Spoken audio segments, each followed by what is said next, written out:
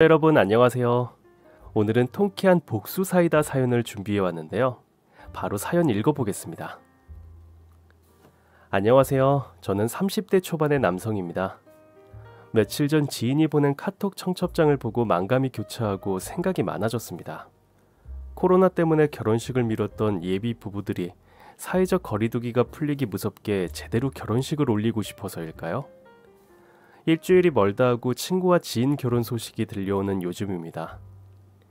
순백의 웨딩드레스와 턱시도를 차려입고 설레는 표정으로 웃고 있는 신랑 신부의 사진을 보고 있자니 문득 지난 일이 떠올라 이렇게 사연을 보냅니다.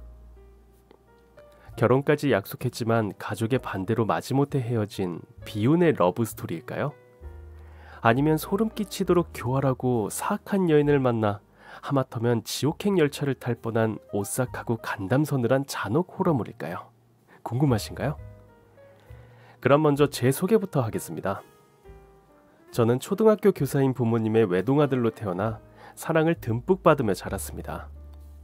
부모님은 제가 5살이 되자 여름방학마다 저를 데리고 해외여행을 다니셨는데 안타깝게도 저는 하나도 기억하지 못해요. 비행기를 타고 맛난 음식도 마구 먹었을 텐데 아무런 기억이 없으니 너무 아쉽습니다. 그래도 사진은 남는 법이죠. 코타키나발루의 붉은 일몰을 배경으로 어린 제가 어머니와 아버지 손을 잡고 나란히 서 있는 사진이나 파리 에펠탑을 뒤로 어머니와 제가 풍선을 들고 한박 웃고 있는 사진을 볼 때면 내게 이런 행복한 순간도 있었구나 하면서 이상한 기분이 들어요. 왜냐하면 제가 7살 되던 해에 부모님이 교통사고로 돌아가셨기 때문입니다. 때는 바야흐르 비가 억수로 퍼붓던 여름의 어느 날, 부모님이 상갓집 문상을 다녀오시던 길에 교통사고를 일으켰습니다. 급정거를 하던 아버지의 차가 빗길에 미끄러져 그만 중앙선을 넘어갔는데 마주오던 트럭이 그대로 아버지의 차를 덮쳤다고 합니다. 병원에서 손써볼 새도 없이 돌아가셨다고 나중에 할머니가 전해주셨어요. 희한하게도 장례식장에서 오열하던 할머니의 모습은 영화의 한 장면처럼 각인되어 있습니다. 아이고 태기야 이제 가면 언제 오노? 어디 가서 다시 만나노 태규야. 아무것도 모르는 이 새끼 남겨두고 억울해서 어찌 눈을 감노? 죽음이 무엇인지 개념조차 없던 어린 저는 할머니가 우는 모습이 어쩐지 무섭고 서글퍼서 할머니를 따라 훌쩍훌쩍 눈물을 닦았던 것도 같습니다. 제가 부모님을 여의고 이제 고아가 됐구나 하고 자각한 것도 그때였습니다. 부모님 발인을 앞둔 새벽, 천지도 모르고 까무룩 잠이 들었다가 할머니와 큰아버지, 큰어머니, 삼촌, 숙모가 나누는 대화 소리에 저는 잠을 깼습니다. 요즘 누가 그래? 밥상에 숟가락 하나만 더 얹으면 된다고? 엄마는 내 형편 어떤지 알면서 너무한 거 아니야? 네 집 애들하고 나이 덜도 안 나고 한데 어울려서 저라면 승현이한테 얼마나 좋냐? 애 입장에서 생각을 하자고. 형님이야말로 애들 다 키웠으니까 늦둥이 하나 들였다 생각하면 되겠네. 어머 도련님, 우리 원이 이제 고3 올라가는 거 몰라요? 해도 너무하네요. 천의 고아가 된 조카를 서로 맞지 않겠다고 떠넘기고 미루는 모습을 마뜩찮게 지켜보던 할머니가 드디어 입을 여셨습니다. 알겠다. 승현이는 내가 키울 끼다. 다들 그 입 다물고 조용히 해라. 엄마, 건강도 안 좋은데 괜찮겠어요? 할머니를 걱정하는 큰아버지와 달리 삼촌과 숙모는 반색하며 말했습니다. 아니, 전 찬성입니다. 엄마도 혼자 적적하신데 승현이 있으면 든든하고 우리도 안심되고 좋지 안 그래요? 어릴 때 시골에서 자라는 것도 정서에 좋다고 하니까 승현이를 생각하면 탁월한 선택 아닐까요? 맞다. 아주버님 생명보험 몇 개 들었다고 하셨는데 어머니, 그런 이야기 못 들으셨어요? 그걸 웃지 않어 내가. 이제 조만간 내가 태규 집에 가서 한번 챙겨볼게. 경황이 없다고 사망보험 처리, 상속 절차 요런 거 꼼꼼하게 챙겨야 하거든. 형님, 갈 때 나도 같이 가. 어? 그렇게 저는 유년 시절의 추억이 담긴 서울을 떠나 할머니 댁이 있는 하동으로 가게 되었고, 부모 못지않은 사랑을 주신 할머니 덕분에 건강하고 씩씩하게 자랄 수 있었습니다. 하동하고도 악양은 거지도 3년은 배고를 걱정이 없는 비옥한 땅이라고 할머니는 자부심이 대단했습니다. 봄에는 진달래 꽃전과 여름은 호박전을 해주셨는데 그건 돌아가신 아버지가 제일 좋아했던 할머니 음식이었습니다. 여름밤이면 마당에 모깃불을 피우고 평상에 누워서 할머니가 들려주시는 아버지의 어린 시절 일화와 할머니 댁에 처음 인사온 어머니 이야기는 몇 번을 듣고 또 들어도 좋았습니다. 어머니 절 받으세요 하는데 아가 비실비실해가지고 철하다가 픽 쓰러질까봐 내 억수로 조마조마 했다 아이가. 이런 아를 어디다 쓰겠노 했더만 누구 아버지 하는 말이 기똥 찬다. 아이 뭐라 하늘하늘 코스모스라 카대. 아이고 코스모스 같은 소리 하고 있네. 너희 엄마가 얼마나 야무지고 싹싹한지 그걸 뭐라더라. 반전 매력이라 카든가. 하여튼 내는 바로 이 결혼 찬성했다. 할머니 품은 따스했고 저는 행복했습니다. 하지만 그 편안함도 그리 오래가지 않았어요. 제가 10살이 되던 해 할머니가 돌아가시면서 저는 말 그대로 친척집을 전전하는 천덕꾸러기 신세가 되고 말았답니다. 처음엔 인천 큰아버지 댁으로 갔는데 사촌 형과 누나가 대학과 고등학교에 다닐 때라 제 공부에 도움이 될 거라는 삼촌의 주장이 크게 작용해서 저는 어부지리로 큰아버지 댁에 들어갔습니다. 이때부터 저는 눈칫밥 먹는 구박대기가 되었습니다. 요즘 경기도 안 좋은데 누군 땅 파서 돈 버는 줄 아나. 아유. 시끄럽다. 승현이는 형방 같이 쓰고 학교는 다음 주부터 가면 된다. 아유 진짜 곰 같은 남편의 여우 같은 삼촌 때문에 내가 못 살아. 인천 어시장에서 작은 횟집을 하던 큰아버지는 세상에 무심하고 가족에겐 무뚝뚝했으며 저에겐 무관심이었습니다. 큰어머니는 자비와 포용이란 단어는 내 사전에 없다를 몸소 실천하시는 분으로 일이 자기 뜻대로 되지 않으면 분을 이기지 못하고 악다구니를 퍼붓는 다혈질이었습니다. 자녀 성적과 돈에 연연해서 고등학생이던 사촌 누나의 성적이 떨어지거나 대학생 사촌 형이 교재 구입비로 받아간 돈을 유흥비로 쓴 걸 들켰을 때 큰아버지가 큰어머니 몰래 시장 상인들과 카지노에 놀러간 걸 알게 되었을 때 그때마다 큰어머니의 찢어지는 목소리가 어시장에 쩌렁쩌렁 울려 퍼졌습니다. 누구는 지 새끼 먹이려고 이 고생을 하는데 뭐? 빠친코를 해? 이 인간이 미쳤네 미쳤어. 강원도에 돈 꼬라박은 게 얼마나 되는지 알아요? 당신이 그 돈만 안 날렸어도 우리 아파트 이사 갖고 빌딩을 샀어 이 화상아. 아유, 죽은 동생 호까지 데려왔으면 양심이라도 있어야지. 아유 내 팔자야. 한 번은 사촌 누나가 나를 챙긴다고 생일에 케이크를 사서 촛불을 켜주었는데 저는 오히려 고마운 마음보다 큰어머니 심기를 거스르는 건 아닐까 두려웠습니다. 아유 내 팔자야. 조카 미역국까지 끓여 바쳐 생일상까지 챙겨 전생에 나라를 팔았나 우주를 부셨나. 부엌에서 쾅쾅쾅쾅 큰어머니가 냄비와 그릇을 내리치는 소리를 들으니 차라리 내 생일이 없었으면 좋겠다고 생각했습니다. 동네 떠나가라 악을 쓰는 큰어머니를 볼 때마다 제 마음은 불안감과 두려움에 조마조마했고요. 큰어머니가 심기가 나쁜 날에는 밥 먹는 것도 불편해서 눈 뜨자마자 책가방을 들고 학교로 향했습니다. 어린 나이에도 큰어머니의 눈에 띄지 않는 것만이 상책이라 생각한 저는 학교에서도 집에서도 투명 인간을 자처했습니다. 당연히 말수가 줄어들었고 친구를 사귀지도 못했죠. 학교에서 현장 체험 학습을 가거나 운동회를 할 때면 아무도 모르게 시장에서 김밥을 사가곤 했습니다. 친구들이 생일 파티를 한다며 초대장을 주고받는 것이 부러웠지만 애써 아닌 척했어요. 언제 어디에서나 조용히 눈에 띄지 않게 숨도 쉬지 않는 돌멩이처럼 살고 싶었습니다. 중학생이 되면서 시간이 날 때마다 큰아버지의 횟집에서 서빙을 도왔지만 일도 못하는 주제에 밥만 많이 먹는 식충이 소리를 들었어요. 홧김에 가출도 감행했지만 막상 집을 나와보니 갈 곳이 없더라고요. 도로 큰아버지 댁으로 돌아왔어요. 큰어머니는 저를 문제아 취급하며 학교도 다니지 말라고 했습니다.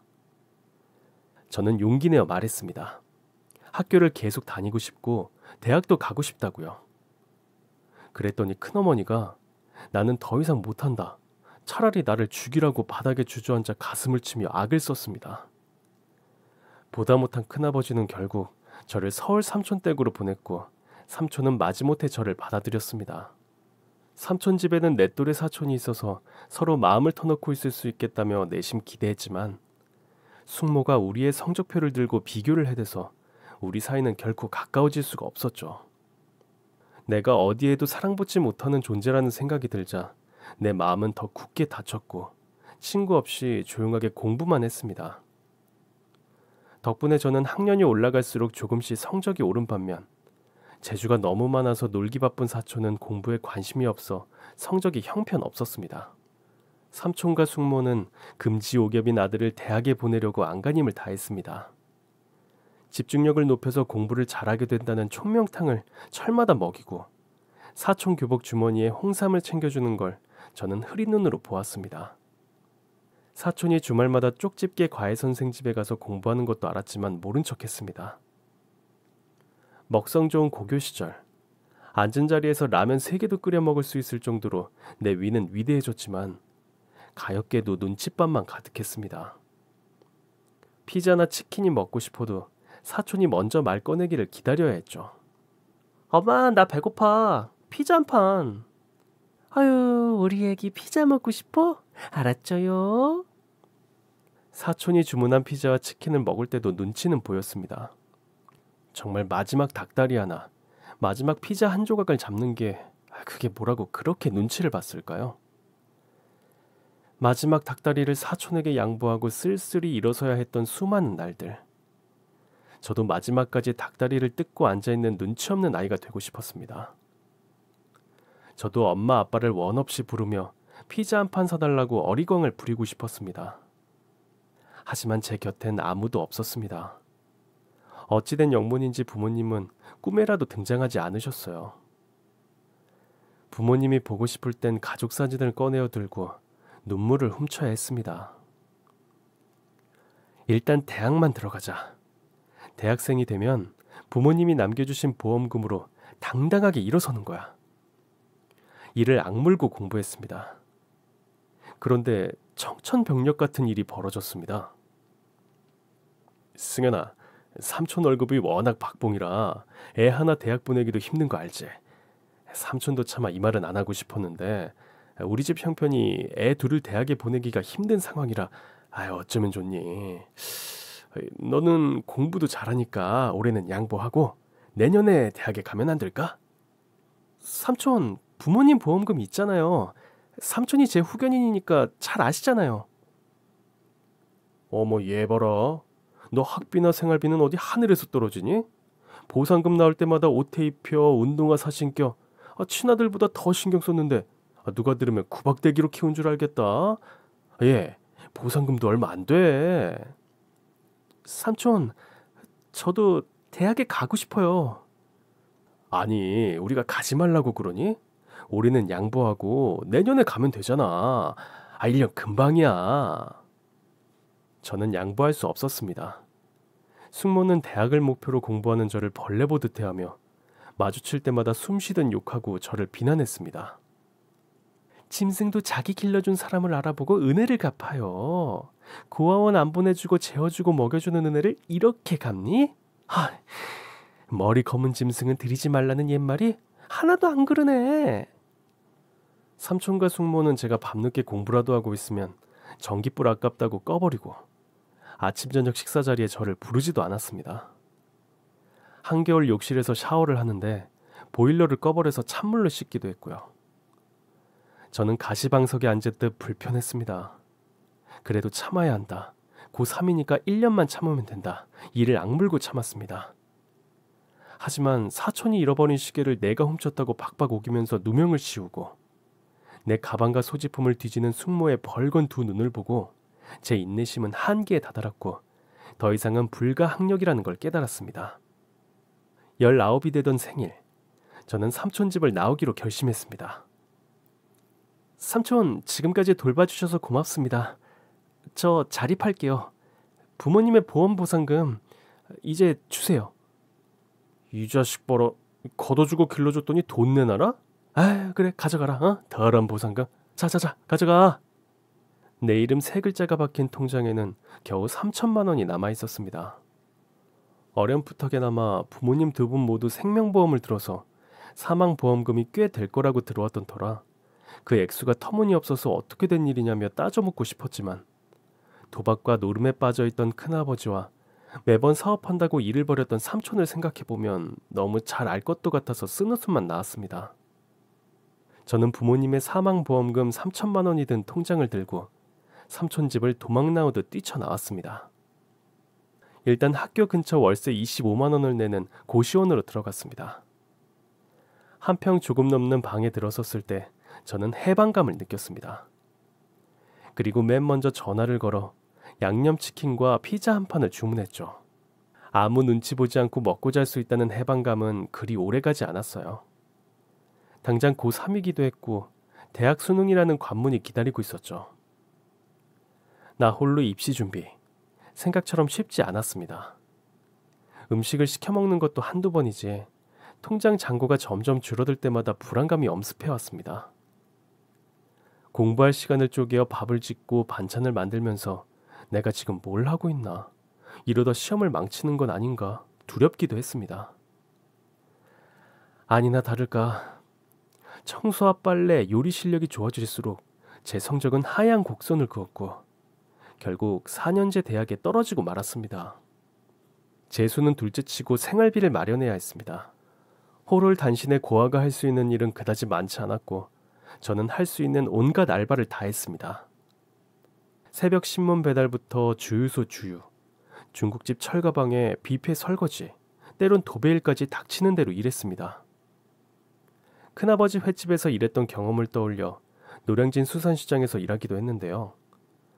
새벽 공동 어시장에서 경매한 생선을 받아서 운반하는 일부터 횟집 홀서빙은 물론 주방장 어깨너머로 생선 손질하는 법도 배웠습니다.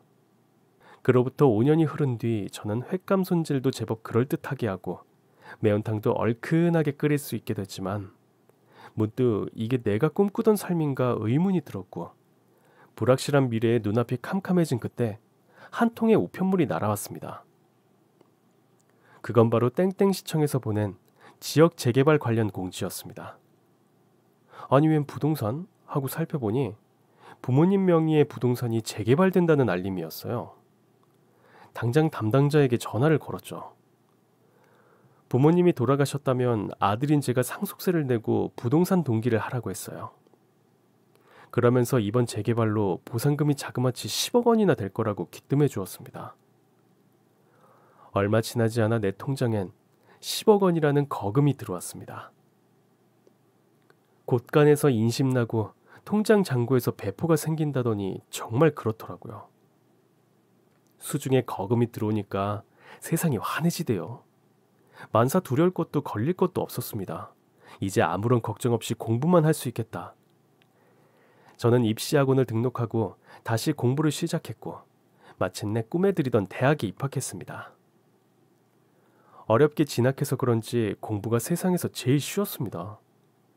20대 후반에 고등학교를 갓 졸업한 어린 친구들과 공부하는 것도 전혀 부담되지 않고 오히려 즐거웠습니다. 내 주머니에 돈이 있으니 성격도 달라졌어요. 세상에 인상 찌푸릴 일이 하나 없더라고요. 주변에 사람들이 몰려들었고 저는 어느새 졸업반이 되었습니다. 승현, 졸업 후 진로는 정했나? 아니요, 아직. 나는 자네가 대학에 남았으면 좋겠어. 학문 연구 쪽으로는 자신이 없어서 좀 더 고민해 보겠습니다. 고민할 게 뭐 있어. 그냥 한번 해보고 아니다 싶으면 그때 또 선택과 결정을 하면 되지. 인생 심플하게, 가볍게, 응? 자넨 너무 신중해서 달이야. 경제학부 최 교수님은 신입생 환영회 때 인사불성이 된 저를 자신의 집에 재워주신 인연으로 아주 막역한 사이가 된 제 인생 멘토입니다. 여태까지 한 번도 만나보지 못했던 다정하고 속 깊은 어른의 모습에 저는 어리광 피우듯 제 이야기를 술술 털어놓았고 7살에 고아가 되어 친척집을 전전했던 제 과거를 들으신 최 교수님은 형님처럼 아버지처럼 저를 살뜰하게 챙겨주셨어요. 더불어 제 자산 관리에도 많은 조언을 해주셔서 저는 상당한 이익을 보기도 했습니다. 아 참, 오늘 저녁 시간 되나? 네, 시간 괜찮은데요. 그럼 저녁이나 같이 먹지. 마침 소개해줄 사람도 있고. 누구? 나중에 와보면 알아. 1분이라도 늦으면 안 돼. 알았지? 한강이 한눈에 내려다 보이는 고급 일식집. 다다미 방문 앞 대돌 위엔 구두 2켤레가 나란히 놓여져 있었습니다. 남성용 구두는 분명 최 교수님 것이 맞는데 나머지 여성 구두의 주인공은 누굴까 하는 마음으로 방문을 열었는데요. 세상에, 최 교수님 맞은편엔 국민 첫사랑 수지가 아니 수지처럼 청순하게 생긴 여성이 앉아 있었습니다. 긴 생머리에 우윳빛깔 고운 피부, 호기심으로 가득한 그녀의 초롱초롱한 눈이 내 눈과 마주쳤을 때 저는 지구를 부수고 우주를 부셔도 모자랄 지경이 되었습니다. 생전 교회도 한 번 안 가봤는데 할렐루야를 외치고 있더라고요. 어서 오게. 승현, 여기 앉아. 쿵쾅대는 심장 소리가 들리지는 않을까 조심스럽게 그녀 옆에 앉았습니다. 수수한 세미 정장을 입은 단아한 그녀의 옆모습에 또 한 번 심쿵. 이제 막 샤워하고 나온 듯한 은은한 비누향까지. 최 교수님은 내 심장을 박살내려고 저를 부르신 걸까요? 두 사람 인사하지. 자기소개 정도는 셀프로. 안녕하세요. 김승현입니다. 민효주예요. 말씀 많이 들었어요. 기다리면서 내가 자대 욕 좀 했지. 두 사람 학교에서 본 적 없나? 아니요. 이런 미인이라면 바로 눈에 띄었을 텐데요. 저도 처음 뵙는데요. 승현이는 이런 자리가 처음이지. 미팅도 한 번 안 해본 쑥맥이라고. 안 그래? 교수님도 참. 효주는 어때? 소개팅 한 번은 해봤을 것 같은데. 저도 소개팅은 처음이에요. 아이고, 둘 다 어지간하군. 공부도 좋지만 말이야. 선남선녀가 한창 나이에 연애도 좀 하고 인생의 즐거움도 누리라고. 내가 오죽하면 소개팅 주선을 다 하겠어. 최 교수님이 소개한 효주는 저와 2살 차이로 학교에서 조교로 일하며 대학원을 다니고 있었는데요. 미모도 출중했지만 표정이나 말투까지 부드럽고 고급져서 저는 거듭거듭 그녀에게 반해버렸습니다. 고급 코스 요리가 나왔지만 스시며 새우튀김이며 이게 입으로 들어가는 건지 코로 들어가는 건지 모르겠더라고요. 이윽고 식사 자리를 파하고 최 교수님이 둘만의 시간을 만들어주셨습니다. 기다리고 기다렸던 시간, 궁금한 게 너무 많았습니다. 술은 좀 하세요? 아니요. 냄새만 맡아도 취하는걸요? 학교에선 주로 어디 계세요? 연구실 아니면 도서관 아니면 식당? 주말엔요? 주말엔 뭐하고 보내요? 네? 제가 너무 취조하듯 묻고 있죠. 죄송해요. 너무 궁금한 게 많아서요. 죄송합니다. 아니에요. 주말이라 보통 밀링까지 하고 과외 알바하고. 어머, 저 진짜 재미없죠. 아니요. 요즘 효주 씨처럼 착실하고 자기 관리 잘하는 사람이 드무니까요. 엄청 귀한 분 같아요. 정말요? 그렇게 말씀해 주시니 고맙습니다. 효주 씨, 이번 주말 저랑 놀이동산 안 갈래요? 놀이동산이요? 부끄럽지만 만일 내가 좋아하는 사람이 생기면 첫 데이트는 꼭 놀이동산에서 해야지 하는 작은 소망이 있었어요. 며칠 후 우리는 놀이동산 데이트를 하며 즐거운 한때를 보냈습니다. 그날 관람차 안에서 그녀에게 고백했죠. 매일 효주씨 생각만 해요. 단 1분 1초도 놓치고 싶지 않아요. 제 여자친구가 되어주세요. 도도할 것 같았던 국민 첫사랑은 제가 싫지 않은지 흔쾌히 수락했습니다. 이렇게 생애 첫 연애를 하게 된 저는 여자친구를 위해 언제나 최선을 다했습니다. 여자친구 데려가면 왕 칭찬받는 데이트 코스와 분위기 좋은 카페, 맛집 검색은 기본이고요.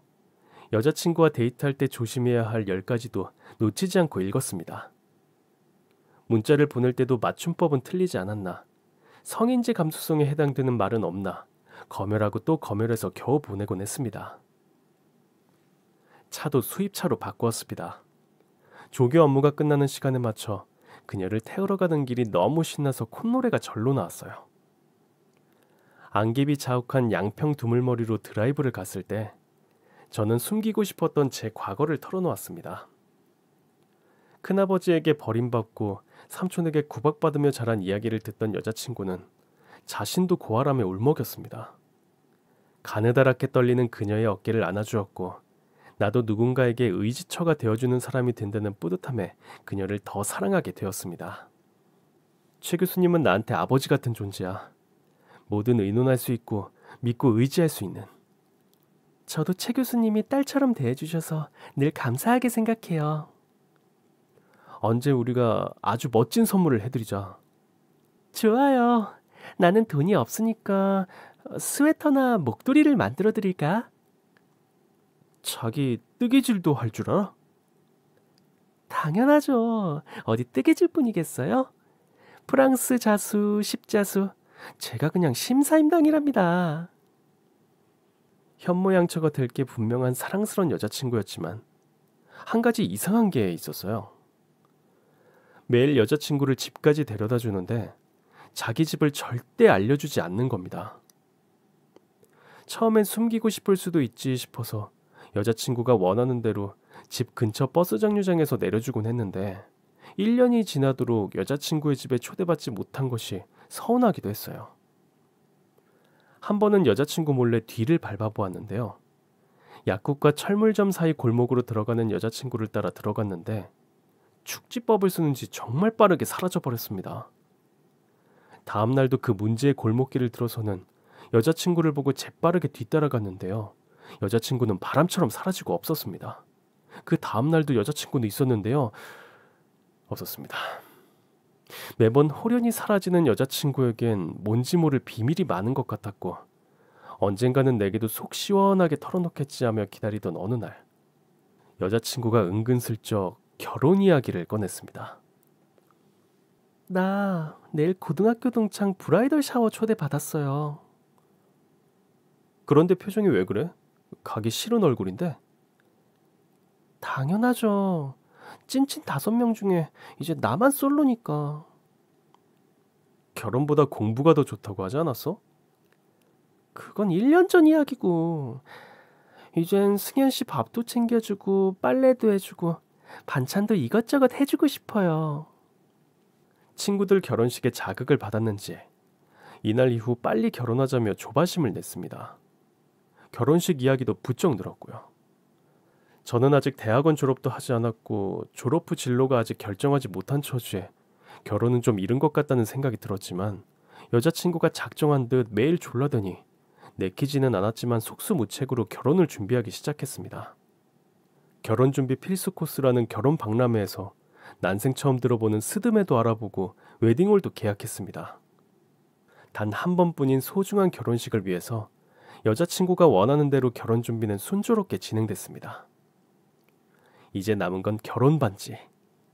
다음날 결혼 반지를 사서 프로포즈를 할 생각으로 잠든 그날 밤 저는 이상한 꿈을 꾸었습니다. 하얀 한복을 곱게 입으신 부모님이 하동 할머니 댁에 서 계셨어요.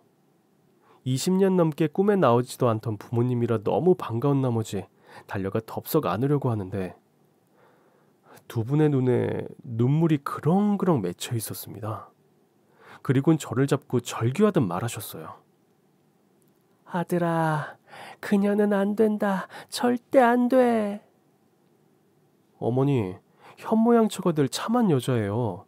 지혜롭고 저한테 정말 잘해요. 그년이랑 결혼하면 안 돼. 제발 우리 말 꼭 새겨들어. 아버지, 저처럼 부모 없이 자란 가여운 아이예요. 서로 의지하며 알콩달콩 잘 살게요. 안 돼. 절대 안 돼. 아들아, 이게 다 널 위한 거야. 가여운 내 아들. 비록 꿈이지만 저는 부모님을 설득하려고 노력했어요. 그런데도 부모님은 강경하게 여자친구와의 결혼을 반대하셨습니다. 이 이상한 꿈을 하루도 아니고 일주일 연속으로 꾸고 나니 제 마음은 영 찜찜했습니다. 최 교수님께 상의를 드려야겠다고 생각했죠. 교수님, 제가 요즘 희한한 꿈을 꾸는데 한번 들어보실래요? 꿈이라. 내가 프로이드 정신분석학적 관점에서 들어보지. 어떤 꿈인가? 그게 20년 만에 부모님이 처음으로 꿈에 나타나서 자꾸만 똑같은 말을 하세요. 무슨 말을 하시는데? 그건 좀 말하기가 곤란하고요. 여자친구를 소개해 주신 분에게 부모님이 절대 반대한다는 말은 차마 드릴 수 없었어요. 하루도 아니고 일주일 내내 똑같은 꿈에 똑같은 말씀을 하신다면 그건 필시 뭔가를 조심하라는 무의식의 사인일 수도 있겠군. 그게 다 자네가 혼자여서 그래. 얼른 결혼하게. 정서적으로 안정을 얻으면 부모님도 좋아하시겠지. 결혼 준비 잘하고 있지? 네, 결혼 반지까지 마쳤어요. 내가 주선한 두 사람이 부부가 된다니. 나는 복도 많지. 아유, 둘이 결혼하면 나는 누구에게 양복을 얻어 입을까? 결국 저 혼자 해결하기로 했습니다. 개인 고민 무엇이든 물어보세요. 비밀보장 땡땡 흥신소. 여자친구 뒷조사를 의뢰하려고 약속 장소에 나갔을 때 마음은 몹시 무거웠습니다. 여자친구에게 미안해서죠. 아무튼 흥신소 직원을 만나기로 한 카페로 들어가 문자를 받은 번호로 전화를 걸었습니다. 순간 빰빰 빠바빰빰 빠바빰빰 빠바빰빰 빠바빠라밤 하고 미션 임파서블 음악이 울려 퍼졌고 벨소리가 나는 쪽으로 고개를 돌리자 휴대전화를 들고 내 얼굴 앞에 서 있었습니다. 체크무늬 사냥모자에 같은 톤의 망토를 걸친 한 남자가 내 얼굴 앞에 서 있었습니다. 자신의 휴대폰을 들어 보이며 눈을 찡긋 윙크하는 남자는 앞으로 구르고 뒤로 구르며 보아도 나 셜록 홈즈예요 라고 온몸으로 말하고 있었어요. 그냥 갈까 망설이던 찰나 홈즈는 명함을 내밀며 자신의 자리로 나를 이끌었습니다. 여기 오실 때 혹시 이상한 낌새는 없었습니까? 뭐 특별할 게 없었는데요. 오늘 만난 사람 중에 제일 이상한 사람은 당신이라고. 왜 셜록 홈즈 코스프레를 하고 계시냐고 묻고 싶었지만 자리가 자리이니만큼 입을 꾹 담고 다음 말을 기다렸습니다. 그러니까 고객님이 여자친구의 집을 아무리 찾아봐도 알 수 없었다 이거죠? 네, 매번 약국 골목에서 사라져서 집을 알 수가 없었어요. 골목에서 사라지는 연인이라. 그리고 또 그녀의 사생활? 그렇죠. 사생활. 연인의 사생활을 뒷조사하는 것이 내심 찜찜하고 갱기시나요? 네. 아무래도 좀... 그럼 이렇게 생각해 보십시오. 만일 여자친구가 법에 저촉되는 일 없이 선량하게 살아왔다면 어떨까요? 바른 생활 증명서가 되지 않겠습니까? 고객님은 더 이상 의심하지 않아도 되잖아요. 그래서 결혼 전 여자친구 뒷조사는 필수. 제가 말이 심했네요. 안전한 결혼 생활을 위한 필수 코스 정도로 생각하시면 좋겠다. 뭐 이런 의견입니다. 흥신소 홈즈의 이야기는 묘하게 설득력이 있었어요. 저는 여자친구를 더 확실하게 믿기 위한 KS 마크 인증용 뒷조사라 여기고 마음을 편히 먹었습니다. 왜냐면 그녀는 결격 사유가 있을 리 만무한 제겐 너무 소중하고 완벽한 여자친구니까요. 며칠 뒤 새벽 2시 갑자기 휴대전화가 울렸습니다. 졸린 눈을 비비며 전화를 받고 보니 그 흥신소 홈즈였습니다.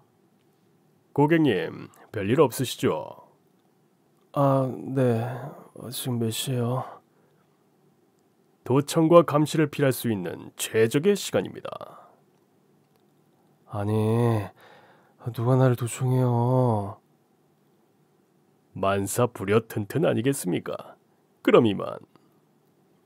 흥신소 홈즈는 뜬금없이 새벽에 전화를 걸어 안부를 묻고는 별말 없이 끊기를 거듭했습니다. 아저씨, 제발 낮에 전화하세요. 왜 매번 새벽마다 이러시냐고요. 당신이 국가정보원 요원이야 뭐야. 고객님 보안을 요하는 사항이니까요. 지금 전 국가정보요원이다. 이런 마인드로 일하고 있습니다. 그래서 진전은 있어요? 네, 드디어 결정적인 증거를 확보했습니다. 증거라고요? 내일 정오 만나 뵙고 싶습니다. 접선 장소 좌표를 찍어드리겠습니다. 접선 장소 좌표요? 철통 보안 비밀 보장. 이게 우리 흥신소의 자랑이자 생명이거든요. 그럼 60초 뒤에 문자로 찍어드리겠습니다. 아저씨, 홈즈 코스프레는 하지 마세요. 복장으로 동네방네 소문내고 다니는 게 누군데요? 이런 제 걱정과 달리 흥신소 홈즈의 실력은 셜록 홈즈만큼 유능했고 이튿날 저는 놀라운 사실을 알게 되었죠. 여자친구는 25세 한 번 결혼한 전력이 있었습니다. 남편을 두고 불륜을 저질러 이혼을 했더라고요. 게다가 애까지 있었고요. 지금은 원룸에서 초등학생 남자아이를 키우며 살고 있다고 했습니다. 그러니까 집을 안 가르쳐 준 것도 애 딸린 이혼녀라는 게 뽀록 날까봐 그랬던 거죠. 부모님이 꿈에 나타나 극구 결혼을 말린 것이 다 이런 이유였구나. 안심이 됐다기보다 배신감이 파도를 타고 몰려왔습니다. 더 놀라운 사실이 하나 더 있습니다. 그것도 모자라 여자친구가 보험 사기 전과 2범, 절도 전과 2범이라는 말을 들었을 때 저는 하늘이 무너지는 것 같았어요. 도무지 믿기지 않아서 멍한 상태가 됐어요. 국민 첫사랑 조교 대학원생의 정체가 드러날수록 제 마음은 갈기갈기 찢어졌습니다. 고객님, 이게 다가 아닙니다. 또 뭐가 더 있다는 겁니까? 이건 극비리에 발굴한 고급 정보라서 비용을 더 지불하셔야 하는데요. 지금까지 착수비에 교통비, 식비, 사례비 명목으로 두둑하게 들었잖아요. 여자친구한테 사기당했다고 지금 제가 호구로 보이세요? 안 그래도 불난데 부채질하는 흥신소 홈즈를 향해 나도 모르게 빽 하고 소리를 지르고 말았습니다. 카페 안의 사람들이 우리 테이블을 흘끔흘끔 쳐다보는 시선이 느껴졌죠. 그럼 5만 원만 더 주세요. 몇백을 더 요구할 줄 알았는데 겨우 5만 원을 달라고 해서 어이가 없었습니다. 지갑을 열고 빳빳한 5만 원권 2장을 꺼내 흥신소 홈즈에게 내밀자 그는 서류 봉투를 하나 건네고는 굽신절을 하면서 총총 사라졌습니다. 홈즈가 건넨 서류 봉투를 들고 일단 아무도 없는 제 차로 이동했습니다. 손이 덜덜 떨리고 심장은 제멋대로 뛰었습니다. 심호흡을 하고 서류 봉투 속에 든 물건을 꺼냈습니다. 10장 정도의 사진이었는데 거기엔 모텔로 들어가는 여자친구와 한 남자가 찍혀 있었어요. 어라, 낯익은 양복 자켓. 그 남자의 얼굴을 확인하는 순간 저는 경악했습니다. 그 남자는 바로 제 인생 멘토 최 교수였습니다. 저는 사진을 떨어뜨리고 말았습니다. 2년 놈들이 나도 모르게 욕지기가 났어요. 그리고 녹음기 하나. 저는 홀린 듯 재생 버튼을 눌렀습니다. 최 교수와 여자친구의 목소리가 들려왔습니다. 오빠, 짠하자. 우리 축배전을 들어야지. 오늘따라 왜 이렇게 달려? 아직 식도 안 올린 신부가. 얼마 안 남았거든요, 결혼식? 결혼은 식장에 들어가 봐야 한다. 근데 그 짠돌이는 정말 재산이 있긴 해. 아무리 봐도 아닌 것 같단 말이지. 왜? 애가 빈티나 보여서? 하긴 걔가 좀 그렇긴 해. 그래도 알짜배기 부자야. 10억이 누구 애 이름이니? 헐, 그럼 우리 이번에 성공하면 같이 살 수 있는 거야? 나 정말 교수 부인 되는 거? 당연하지. 그래서 오빠 사모랑은 언제 헤어질 건데? 이번에도 두루뭉실 넘어가면 죽을 줄 알아? 아이고, 우리 애기 화내났죠요. 아이고, 넌 화내면 너무 섹시한 거 알지?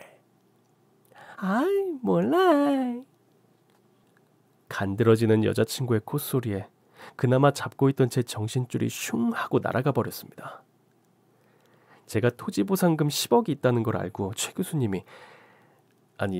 이 자식이 자기 불륜녀인 여자친구를 소개시켜줬다는 사실이 나를 치떨리게 했습니다.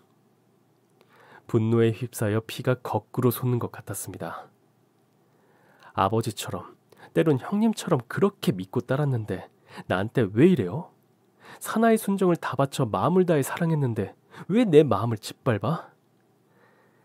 내 존경과 사랑의 대상이 악질 중에 악질, 쓰레기 중에 개쓰레기일 줄이야. 내 이것들을 용서하지 않을 테다. 마음을 굳게 먹고 복수를 위해 머리를 굴렸습니다. 우선 최 교수의 부인을 찾아갔습니다. 강남 초고층 펜트하우스로 들어서며 눈이 휘둥그레졌습니다. 제가 1학년 때 술 취한 저를 데려갔던 원룸은 알고 보니 최 교수의 작업실이었고 그건 학교의 청빈한 교수처럼 보이려는 나름 위장용 장소였던 거죠. 동글동글한 인상이 복스럽게 생긴 최 교수 부인에게 저는 가져온 문지의 사진과 녹음기를 건넸고 그녀는 말없이 사진을 보고 차분하게 녹음기를 다 듣고 나더니 단전 깊숙한 곳에서 올라오는 외마디 비명을 질렀습니다. 내 이것들을 찢어 죽이고 말려 죽일 테다. 그동안 최 교수가 바람 피운 게 이번이 처음이 아니었던 겁니다. 결혼 1년 만에 바람을 피우다 들켜서 손이 발이 되도록 빌고 또 빌었다고 하네요. 이혼은 절대로 안 된다. 세상에 당신밖에 없다. 내가 미친놈이다 하면서 용서를 구하는 남편을 의리로 정으로 데리고 살았는데 이 썩을 놈이 또 배신을 때린 거죠. 최 교수 부인은 당장 휴대전화를 들고 변호사에게 전화를 걸었습니다. 부인은 우리 대학 이사장의 딸로 대학의 실질적인 소유자였습니다. 가난한 집 출신의 평범한 남자를 유학 보내줘 대학 교수 만들어줘 사회적 지위와 돈과 명예를 다 안겨주었건만 그 은혜도 모르고 도리어 바람을 피우며 부인을 속여온 최 교수. 열받은 교수 부인은 당장 이혼 소송을 밟고 교수와 이혼했습니다. 여보, 한 번만 더 용서해줘. 다시는 안 그럴게요. 이제 당신 사랑 찾아가. 당신 그렇게 좋아하는 트루러브 원 없이 하고 다니라고. 난 당신밖에 사랑 안 해. 알잖아. 사랑 같은 소리하고 자빠졌네. 내가 사준 시계, 안경, 지갑 여기 다 내놓고 화내면 더 섹시하다는 그년한테나 가. 그 여자는 그냥 논 거지. 게임, 놀이, 유흥 한눈 잠깐 팔았다고 이러면 안 돼. 여보, 제발. 당장 안 나가? 경비 부를까? 경찰 불러? 좋은 말 할 때 나가시라고.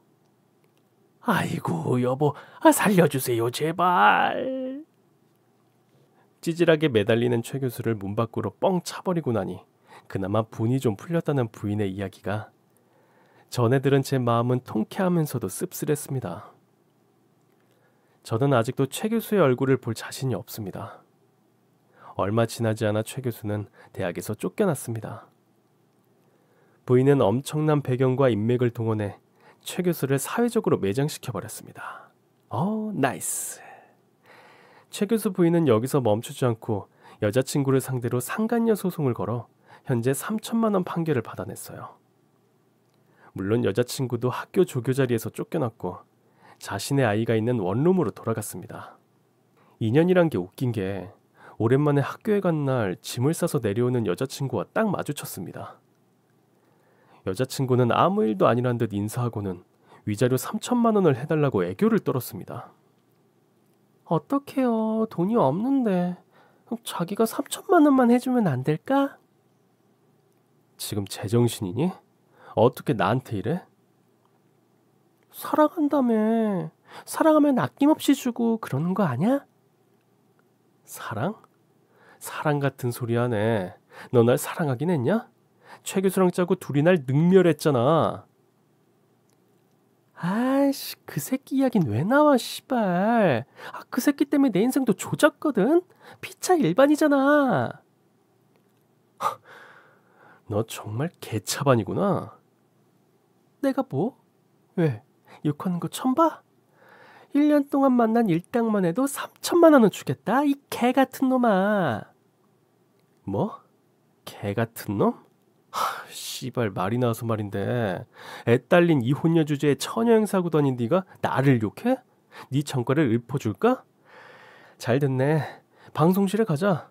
동네방네 네 전과 네 더러운 이력 다 까발려줄게. 학교 방송국으로 가자고 했더니 여자친구는 자기 짐을 발로 차면서 생지랄을 떨었어요.